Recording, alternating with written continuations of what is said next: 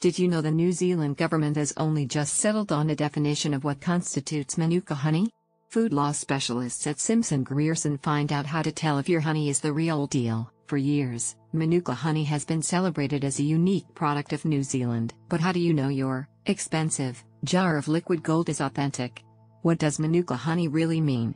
Until December 2017, New Zealand did not have a set definition of what constitutes manuka honey. The result was confusion in both the domestic and international markets about the reliability of manuka honey products, with some reports stating that in the United Kingdom alone, more manuka honey was being sold than was actually being produced in New Zealand. Now the Ministry for Primary Industries, MPI, has brought into force a scientific definition of manuka honey, intended to provide consumers in export markets with confidence that they are purchasing genuine manuka honey. All manuka honey sent for export must meet the definition, which requires the honey has a certain chemical and DNA profile, before it can be named as manuka honey and exported. The sticky situation over the ditch. The manuka plant, Leptospermum scoparium, is native to Australia too, known there as the tea tree plant. Australian beekeepers are challenging a recent decision in the UK that grants the New Zealand Manuka Honey Appellation Society a trademark over the term manuka honey. That decision will prevent Australian producers using the same term,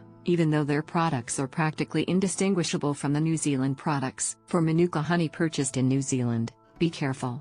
MPI is currently developing a scientific definition of manuka honey to apply to our domestic market. Until then, consumers must rely on protection from New Zealand's Fair Trading Act, FTA, when purchasing manuka honey products. The FTA prohibits false and misleading representations and requires substantiation for any claims made. Whether a producer can represent their product as manuka honey in the domestic market is a question of fact, which would need to be considered in each specific case. For this reason, groups such as the Unique Manuka Factor Honey Association allow producers to use their quality trademark if the products meet certain standards for purity and quality. Although, like other quality trademarks, these are not required by law. As for Australians, it remains to be seen whether the term manuka honey will be viewed as a geographical indicator like champagne, or if Australian-produced tea tree honey will remain marketable as manuka honey. Watch this space.